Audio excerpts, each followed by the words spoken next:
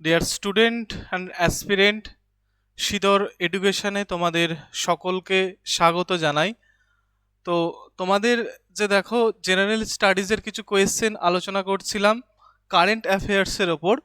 তো তার আজকে 6 নম্বর পার্টটা আমরা আলোচনা করব। তো চলো আজকের যে ক্লাসটি সেটি শুরু করা যাক। দেখো প্রথম কোয়েশ্চেন বলছে, নিচের কোন শহরটি রামদাসপুর নামে আগে পরিচিত ছিল? কোন শহরটি? অপশান এ বলছে অযোধ্যা, বি বলছে আমেদাবাদ, সি ঔরঙ্গাবাদ এবং ডি হচ্ছে অমৃতসর।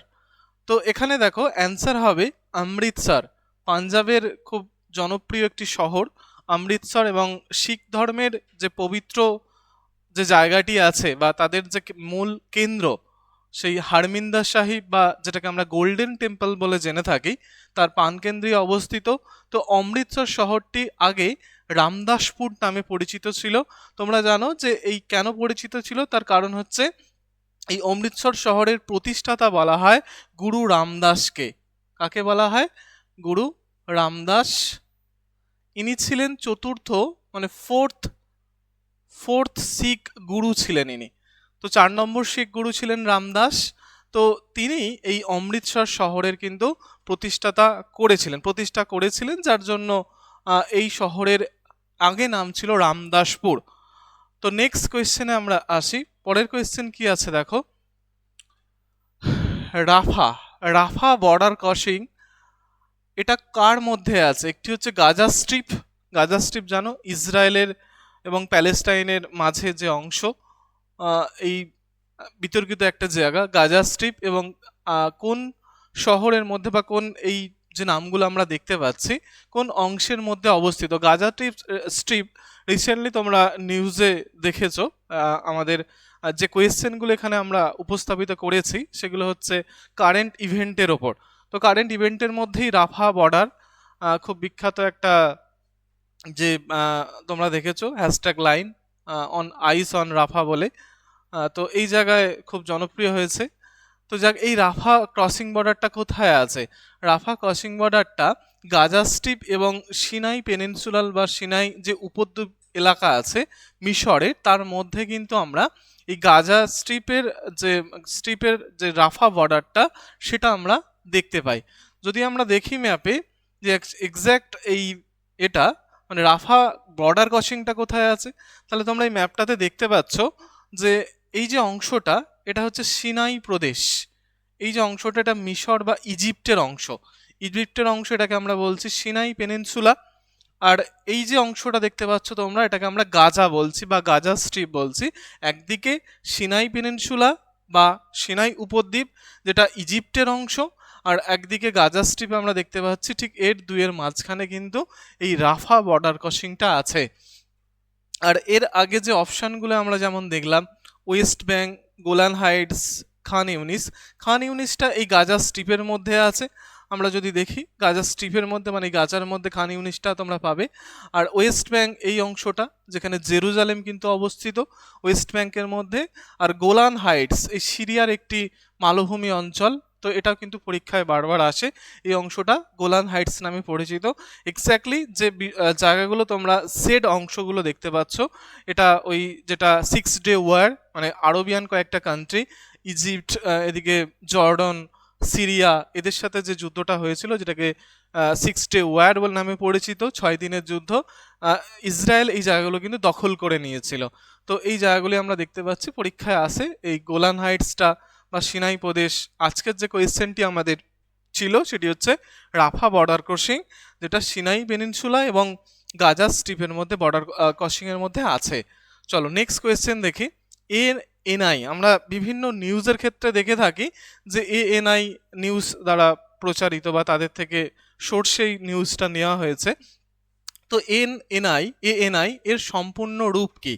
এএনআই এর সম্পূর্ণ রূপ হচ্ছে এশিয়ান নিউজ ইন্টারন্যাশনাল। এএনআই হচ্ছে এশিয়ান নিউজ ইন্টারন্যাশনাল। এটা একটা নিউজ এজেন্সি, আমাদের সাউথ এশিয়া এই অংশের নিউজ কিন্তু কভার করে থাকে ইন্ডিয়া এবং সাউথ এশিয়ার মধ্যে। তো এএনআই যদি আমরা দেখি, খুব জনপ্রিয় একটা, তোমরা এই লোগোটা দেখতে পাও এএনআই এর। ফাউন্ডেশন হয়েছিল কবে বা এস্টাবলিশ হয়েছিল, এটা তৈরি হয় 1971-এ তৈরি হয়েছিল। প্রেম প্রকাশ বলে এটা তৈরি করেছিলেন এক ভদ্রলোক, যার হেডকোয়ার্টার কিন্তু নিউ দিল্লিতে। আর এর যে অংশে এই নিউজের ক্রিয়াকর্ম আমরা দেখতে পাই সেটা হচ্ছে ইন্ডিয়া এবং সাউথ এশিয়াতে। তাহলে এনআই, যার ফুল ফর্ম আমরা দেখলাম এশিয়ান নিউজ ইন্টারন্যাশনাল। পরের কোয়েশ্চেনে আমরা আসি। পরের কোয়েশ্চেন কি বলছে দেখো, কারেন্ট ইভেন্টের মধ্যেই আছে। রিসেন্টলি জিম্বাবুয়ে একটা গোল্ড ব্যাকড মুদ্রা বা স্বর্ণ সমর্থিত একটা মুদ্রা চালু করেছে। তো এই মুদ্রাটার নাম জানতে চেয়েছে। তো মুদ্রাটার নাম কি হবে? মুদ্রাটার নাম হচ্ছে JIG বা জিগ। জিগ হচ্ছে এই মুদ্রাটার নাম, জিম্বাবুয়ে সমর্থিত। খুব এখনো জিম্বাবুয়ের একটা বড় সমস্যা, বেশ কয়েক বছর ধরে এই সমস্যাটা তাদেরকে গ্রাস করছে, সেটা হচ্ছে মুদ্রাস্ফীতি বা ইনফ্লেশন। একটা সময় তাদের দেশের সমস্ত মুদ্রা কিন্তু আগুন ধরিয়ে দিয়েছিল তারা, বা সেই মুদ্রাগুলোকে নষ্ট করে দিয়েছিল। তার কারণ তাদের দেশের যে ইনফ্লেশন, সেই রেটটা কিন্তু লাখের উপর চলে গিয়েছিল, যার ফলে ইকোনমি তাদের কোল্যাপস করে যায় এবং তারা সেটা এখনও স্ট্রাগল করে যাচ্ছে। তার জন্যই তারা কিন্তু গোল্ড যে ব্যাকড মুদ্রা চালু করছে, যেটা হচ্ছে জিগ নামে পরিচিত। রিসেন্টলি কারেন্ট ইভেন্টের মধ্যে আছে কোয়েশ্চেনটি, খুবই ইম্পর্টেন্ট, মাথায় রাখবে। যদি জিম্বাবুয়ের অবস্থানটা আমরা দেখি, জিম্বাবুয়ে একটা সময় ক্রিকেটে খুব জনপ্রিয় কিন্তু একটা নাম ছিল, কিন্তু আস্তে আস্তে তারা হারিয়ে যাচ্ছে। সেভাবে তাদের যে শক্তি আমরা দেখতে পাচ্ছি না। একটা সময় যথেষ্ট একটা কিন্তু শক্তিশালী ক্রিকেট দল কিন্তু জিম্বাবুয়ে ছিল। তো তারা আফ্রিকার সাউদার্ন অংশে, মানে সাউথ আফ্রিকার মধ্যে আছে, মানে সাউথ আফ্রিকা মহাদেশের মধ্যে তারা অবস্থান করছে, সাউথের দিকটাতে। তো এই যে সাউথ আফ্রিকার মধ্যে আমরা জিম্বাবুয়ে দেশটা দেখতে পাচ্ছি, যার রাজধানী কিন্তু হারারে। খুব ইম্পর্টেন্ট, হারারে হচ্ছে এই জিম্বাবুয়ের রাজধানী। পরের কোয়েশ্চেনে আমরা আসি। পরের কোয়েশ্চেন কি বলছে, বিশ্ব হোমিওপ্যাথি দিবস কবে? বিশ্ব হোমিওপ্যাথি দিবস কবে এটা যদি আমরা দেখি, তাহলে এপ্রিল মাসের 10 তারিখে বিশ্ব হোমিওপ্যাথি দিবস পালন করা হয়। এবার কেন পালন করা হয় বিশ্ব হোমিওপ্যাথি দিবস 10 তারিখে? তার কারণ হচ্ছে এই ভদ্রলোক ডক্টর স্যামুয়েল হ্যানিম্যান, ইনি একজন জার্মান ছিলেন। তো ইনি হোমিওপ্যাথি বিষয়ে এগিয়েছিলেন অনেকটা, এবং বলা যায় যে এই ধরনের মেডিসিনের প্রচলন তিনি করেছিলেন। তো তার নাম অনুসারেই এর নাম হোমিওপ্যাথি আমরা দেখতে পাই। এবং তার সাথে হচ্ছে তিনি এই যে এটা আছে, তার জন্মদিনে আমরা 10ই এপ্রিল হোমিওপ্যাথি দিবস পালন করে থাকি। পরের কোয়েশ্চেনে আমরা আসি। পরের কোয়েশ্চেন দেখো কি আছে, সিতুয়ে বলে একটি বন্দর আছে, বন্দরটার নাম হচ্ছে সিতুয়ে বন্দর। সিতুয়ে বন্দরটা কোথায় অবস্থিত? রিসেন্টলি নিউজ এসেছে। সিতুয়ে বন্দর কোথায় অবস্থিত যদি আমরা দেখি, অপশান এ বাংলাদেশ, বি বলছে ইরান, সি বলছে ইন্দোনেশিয়া, আর ডি বলছে মায়ানমার। অপশান ডি এক্ষেত্রে অ্যান্সার হবে, এটা মায়ানমারে অবস্থিত। সিতুয়ে পোর্ট কোথায় অবস্থিত? মায়ানমারে অবস্থিত। আর ইরানে খুব জনপ্রিয় একটি পোর্ট আছে জানো, যেটা ভারত সরকার ডেভেলপ করেছে এবং আমাদেরই সুবিধার্থে, সেটা বন্দরটার নাম হচ্ছে, আচ্ছা এই মুহূর্তে আমার মাথায় আসছে না, আমি বন্দরটা নাম মাথায় এলে তোমাদের বলে দিচ্ছি। তোমরা যদি কেউ জেনে থাকো সেটা কমেন্টে একটু বলে দিও তোমরা, যে ইরানে যে বিখ্যাত বন্দরটা আছে সেই বন্দরটার নাম কি। মনে পড়েছে, এটা হচ্ছে চাহাবার বন্দর। চাহাবার পোর্ট খুব ইম্পর্টেন্ট স্ট্র্যাটেজিক্যালি, যেটা আমরা ডেভেলপ করেছি। নেক্সট দেখো, যে বিষয়টা আসছে, যেটা তোমাদের দেখলাম আগের কোয়েশ্চেনটায়, যে সিতুয়ে পোর্টটা আছে, সিতুয়ে পোর্টটা দেখো অবস্থানটা কোথায়, এটা মায়ানমারের ঠিক এই জায়গায় সিতুয়ে পোর্ট আছে। এর উদ্দেশ্য কি, ভারতবর্ষের নর্থ ইস্ট যে স্টেটগুলো আছে তারা একমাত্র শিলিগুড়ি করিডোর ব্যবহার করেই তাদের সাথে যোগাযোগ করা যায়। লজিস্টিক্যালি এই জায়গাটা কিন্তু খুবই ইম্পর্টেন্ট। এইদিকে চায়না আছে, আর বাকি 3 দিকে দেখতে পাচ্ছ ফরেন কান্ট্রি আছে। সব থেকে বড় শত্রু আমাদের চায়না। তো এই জায়গাটা চিকেন নেক থাকার জন্য খুবই ন্যারো একটা প্লেস, যেটাকে আমরা চোপড়ার কাছে অবস্থিত চিকেন নেক্স বলে জেনে থাকি। তো এই শিলিগুড়ি করিডোরের মাধ্যমেই কিন্তু আমরা নর্থ ইস্টের যে 7টা 7 সিস্টার আছে তাদের সাথে যোগাযোগ রাখি। কিন্তু সারা বছর এখানে কিন্তু যোগাযোগ রাখা সম্ভব হয় না। তার কারণ তোমরা বর্ষাকালই দেখতে পাবে, ধসের কারণে এই যে জাতীয় সড়কটি আছে সেটা কিন্তু, বা মহানন্দা করিডোর আছে বা শিলিগুড়ি করিডোর, সেটা কিন্তু প্রায় বন্ধ থাকে বেশ কয়েকদিন ধরে। তো নর্থ ইস্টের সাথে আরও লজিস্টিক সাপোর্ট বেটার করার জন্য আমরা যেমন বাংলাদেশের মাঝখান দিয়ে ট্রানজিট রুট বার করার চেষ্টা করেছি, বা সেটা বাংলাদেশ আমাদের প্রোভাইড করেছে। আরেকটি বিষয় আছে, সেটা হচ্ছে এই কলকাতা পোর্ট থেকে আমরা সরাসরি চলে আসবো কোথায়, সিতুয়ে বন্দর, যেটা আমাদের কোয়েশ্চেন ছিল। সেখান থেকে তাদের একটি নদী আছে, সেই নদীর মাধ্যমে কিছুটা এগিয়ে যাওয়ার পর বাই ল্যান্ড রুটে আমরা নর্থ ইস্টে পৌঁছাতে পারবো। তাহলে এটা স্ট্র্যাটেজিক্যালি খুব ইম্পর্টেন্ট একটা পোর্ট, যেটা আমরা দেখতে পাচ্ছি ভারত সরকার ডেভেলপ করার জন্য তার যে অধিকার সেটা পেয়েছে। এটা মায়ানমারে অবস্থিত। আচ্ছা, এর পরের কোয়েশ্চেন দেখো, বলছে সিরিয়া লিওন বলে একটি দেশ আছে। সিরিয়া লিওন একটি দেশ আছে, রিসেন্টলি তারা নিউজে আছে। তো এই দেশটির রাজধানীর নাম কি? অপশান এ বলছে খার্টুম, বি বলছে কাগালি, সি বলছে মোগাদিশু, আর ডি বলছে ফ্রি টাউন। তো সিরিয়া লিওন যে দেশটি আছে তার রাজধানী কিন্তু ফ্রি টাউন। তোমরা যদি খার্টুম দেখো, খার্টুম হচ্ছে সুদানের রাজধানী। খার্টুম হচ্ছে সুদানের রাজধানী। সাউথ সুদান বলে আরেকটি দেশ আছে যার রাজধানী কিন্তু জুবা। তারপরে দেখো মোগাদিশু খুব জনপ্রিয় একটি মানে দেশ, তোমরা বারবার নিউজে দেখতে পাও, সেটা হচ্ছে সোমালিয়া। সোমালিয়া যে দেশটি পাইরেটসের জন্য, যে জলদস্যুতার জন্য খুব বিখ্যাত, তোমরা দেখতে পাও পলিটিক্যাল এস্টাবলিশমেন্ট এই দেশগুলোতে সেভাবে দেখা যায় না, যার জন্য এই ধরনের অ্যাক্টিভিটি খুবই বেশি। তো এই জায়গায় আমরা দেখতে পাচ্ছি যে মোগাদিশু হচ্ছে সোমালিয়ার, আর কাগালি বলে একটি ইয়ে আছে, রাজধানী কাগালি হচ্ছে রাওয়ান্ডা। রাওয়ান্ডা বলে একটি দেশ আছে, তার রাজধানী হচ্ছে কাগালি। তো এই সমস্ত দেশগুলি কিন্তু আফ্রিকার দেশ। সুদান, সোমালিয়া, সাউথ সুদান আরেকটি বললাম, যার রাজধানী কিন্তু জুবা। আর এক্ষেত্রে আমাদের অ্যান্সার কি হচ্ছে ফ্রি টাউন। সিরিয়ালিয়ন এই দেশে আগে বেশ কয়েক বছর আগে একবার নিউজে ছিল, তার কারণ এখানে বাংলা ভাষাকেও তাদের দেশে যে সরকারি ভাষা হিসাবে স্বীকৃতি দেওয়া হয়েছিল। আচ্ছা, এই যে দেশটি আমরা দেখলাম সিরিয়ালিয়ন ঠিক কোন দিকে অবস্থিত? আফ্রিকার একদম পশ্চিম দিকের যে দিক আছে, খুবই ছোট একটি দেশ সিরিয়ালিয়ন। এখানে পলিটিক্যাল যে এস্টাবলিশমেন্ট সেটা আনসার্টেনিটি থাকার জন্য সেখানে ইউএন পিস কিপিং ফোর্স কিন্তু রয়েছে, যাদের আমরা ব্লু হেলমেট বলে আগের যে এটা আছে সেশনটা আছে, বা 5 নম্বর যে আমাদের এই যে সেশনটা, সেখানে তোমরা দেখতে পাবে। 8 নম্বর কোয়েশ্চেন কি বলছে দেখো, মাউন্ট এটনা। মাউন্ট এটনা কোথায় অবস্থিত? এটি একটি মানে হচ্ছে ওই অগ্নুৎপাত হচ্ছে, এটা একটা সক্রিয় আগ্নেয়গিরি মাউন্ট এটনা। মাউন্ট এটনা কোন দেশে অবস্থিত বলেছে? মাউন্ট এটনা অপশান এ বলছে সিসিলি ইতালি, বি বলছে হাওয়াই আইল্যান্ড ইউএসএর, সি বলছে জাভা ইন্দোনেশিয়া, আর ডি বলছে মাউন্ট সেন্ট হেলেনা ইউএসএ।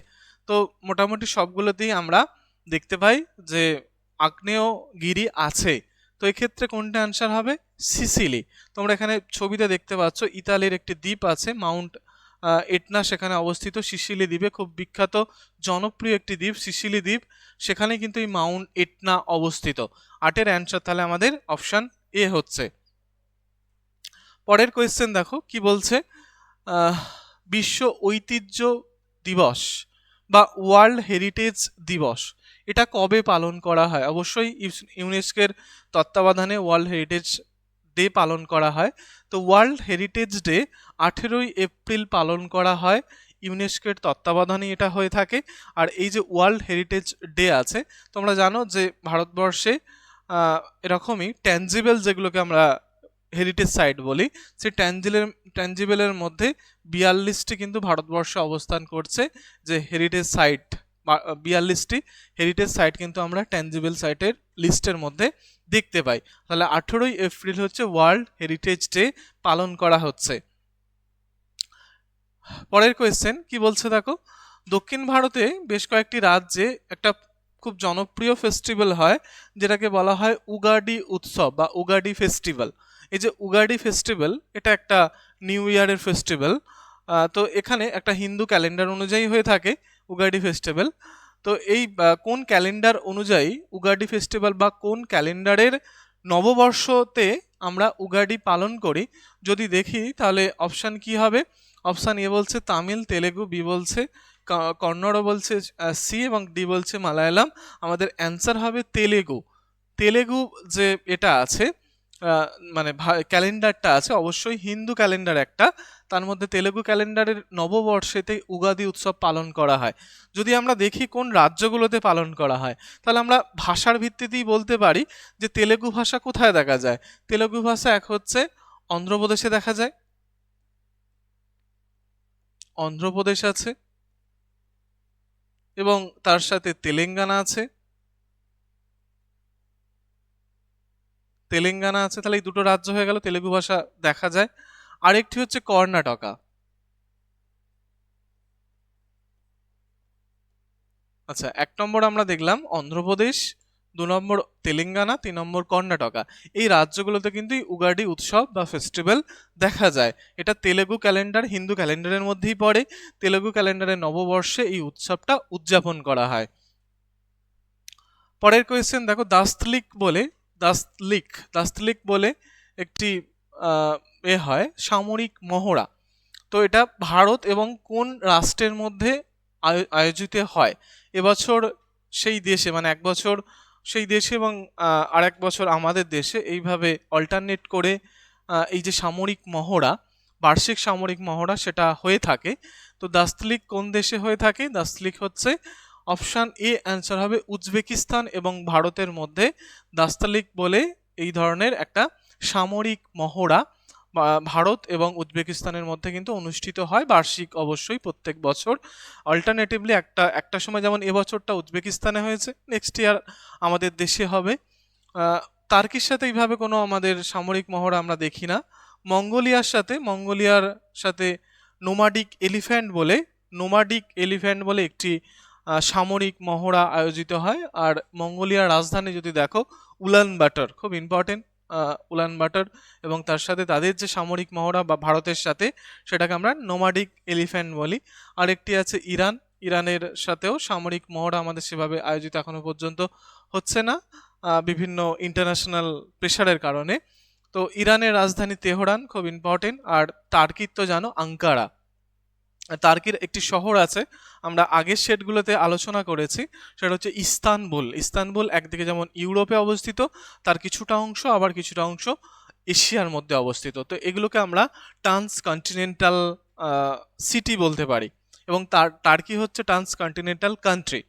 পরের যে কোয়েশ্চেন কি আছে আমরা দেখি, কোন দেশ প্রথম ব্রহ্মস জানো একটা সুপারসনিক মিসাইল, বঞ্জক সুপারসনিক মিসাইল, তো কোন দেশ প্রথম এটা কিনেছে, মানে এটাকে আমরা বেছেছি কোন দেশকে? এই ব্রহ্মস ক্ষেপণাস্ত্র যারা বানায়, একটি সংস্থা আছে ব্রহ্মস এরোস্পেস বলে। এটা ভারতবর্ষের এবং রাশিয়ার যৌথ উদ্যোগে এই কোম্পানি গড়ে ওঠে। আমাদের ডিআরডিও আছে এবং রাশিয়ার তাদের যে একটি সংস্থা আছে। তো এই নামটা কোথা থেকে এসছে? ব্রহ্মস নামটা এসেছে ভারতবর্ষের ব্রহ্মপুত্র এবং রাশিয়ার মস্কোভা, এই দুটো বিখ্যাত নদীর নাম অনুসারে ব্রহ্মস ক্ষেপণাস্ত্রটি হয়েছে। এটা ক্রুজ মিসাইল এবং অবশ্যই সুপারসনিক মিসাইল, মানে হচ্ছে শব্দের গতির থেকে দ্রুত যায়, মানে ম্যাকের ওপরে এর কিন্তু গতিবেগ। তো কোন দেশকে আমরা প্রথম ডেলিভারি করেছি? সেটা হচ্ছে ফিলিপিন্স যে দেশটি আছে আমাদের দক্ষিণ পূর্ব এশিয়ার দেশ, এই ফিলিপিন্সে আমরা প্রথম ব্রহ্মস যে ক্ষেপণাস্ত্র সেটা তাদেরকে আমরা ডেলিভারি করেছি বা তাদেরকে বিক্রি করেছি। তাহলে এক্ষেত্রে অ্যান্সার আমাদের ডি হচ্ছে। আচ্ছা, নেক্সট কোয়েশ্চেন দেখো, এসসিও সাংহাই অর্গানাইজেশন যেটা আছে, কোঅপারেশন অর্গানাইজেশন, এসসিও, এটা একটা রিজিওনাল মাল্টিল্যাটারাল একটি সংগঠন। তো এই যে সাংহাই কোঅপারেশন আছে, তাদের হেডকোয়ার্টার কোথায় জানতে চেয়েছে বা সদর দপ্তর কোথায় জানতে চেয়েছে। তো এখানে দেখো সদর দপ্তর এদের যেটি অবস্থিত চায়নার বেজিংয়ে, তাদের যে রাজধানী সেই চায়নার বেজিংয়ে কিন্তু সাংহাই কোঅপারেশনটি অবস্থিত।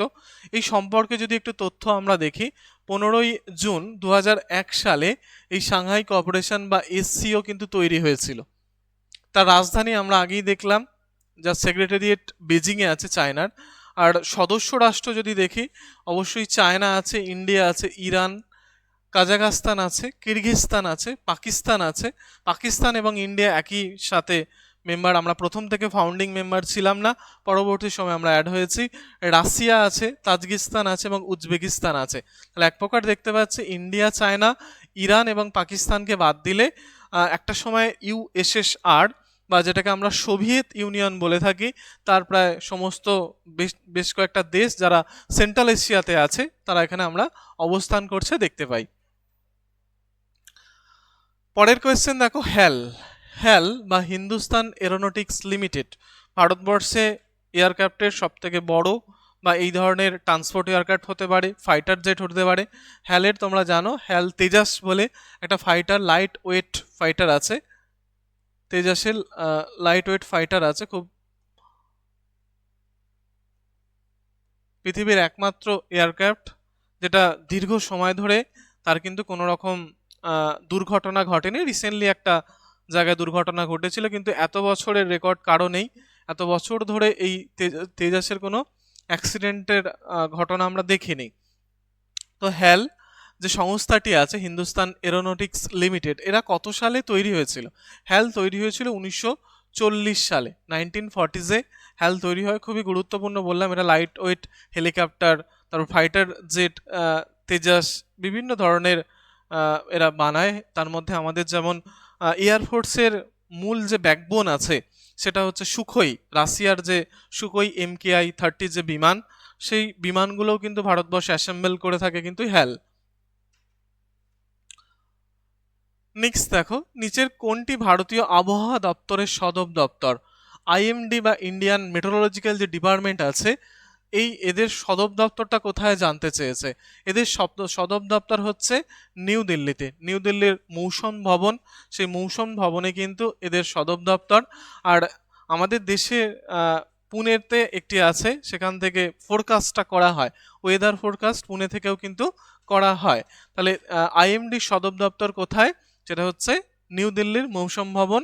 পৃথিবীতে 6টি আমাদের যে ইন্টারন্যাশনাল মেট্রোলজিক্যাল আছে, এজেন্সি আছে, তাদের 6টি রিজিওনাল স্পেশালাইজ যে আছে ডিপার্টমেন্ট আছে, তার মধ্যে IMD কিন্তু একটি।